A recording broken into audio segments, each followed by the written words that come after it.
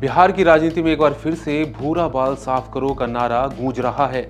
सुनने में शायद अजीब लगे, पर ये नारा सिर्फ रंग या बालों की बात नहीं करता, बल्कि बिहार की राजनीति में एक गहरे जातिगत संदेश की तरह गूंजता है।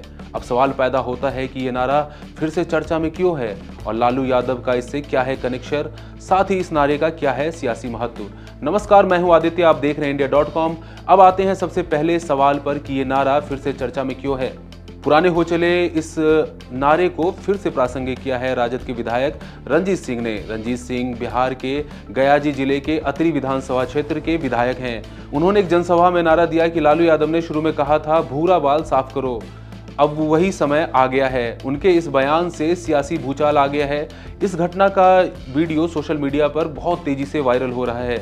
इस बयान ने बिहार की सियासत में नया विवाद छेड़ दिया है, वो भी ऐसे समय पर जब खासकर 2025 के विधानसभा चुनाव बेहद नजदीक हैं। लालू यादव का इस नारे से क्या है कनेक्शन? भूरा बाल साफ करो ये नारा सबसे पहले 1990 दशक की शुरुआती सालों में सुनाई दिया। आखिर क्या है भूरा बाल का मतलब? ये एक कोडवर्ड है। भूरा बाल का मतलब भ से भूमिहार, र से राजपूत यानी क्षत्रिय, ब से ब्राह्मण, ल से लाला यानी कायस्थ है। ये टर्म इन चारों सवर्ण ऊंची जातियों के लिए सांकेतिक तौर पर इस्तेमाल किया गया था। ये जातियां उस समय बिहार की सत्ता और व्यवस्था पर हावी थी। सियासी जानकारों के मुताबिक लालू यादव जब राजनीति में तेजी से उभरे तो उन्होंने इस नारे के जरिए जातीय वर्चस्व को चुनौती दी थी। साथ ही पिछड़ों, दलितों और आदिवासियों को एक साथ लामबंद किया था और अपने फेवर में एक वोट बैंक के तौर पर उन्हें इस्तेमाल किया था। वहीं लालू यादव की ओर से कई बार कहा गया है कि उन्होंने कभी भी ऐसा नारा नहीं दिया था। इस नारे का क्या है सियासी महत्व? 90 के दशक में भूरा बाल साफ करो की तरह ही कई और नारे काफी मशहूर हुए, जिसे सामाजिक न्याय की राजनीति के तहत काफी ज्यादा फैलाया गया। जिसकी जितनी संख्या भारी उसकी उतनी हिस्सेदारी, ये भी ऐसा ही नारा था। हालांकि भूरा बाल वाले नारे की आलोचना भी खूब हुई। जानकारों ने कहा कि यह भी एक प्रकार का रिवर्स कास्टिज्म है, यानी एक जाति वर्ग के खिलाफ नफरत फैलाना है।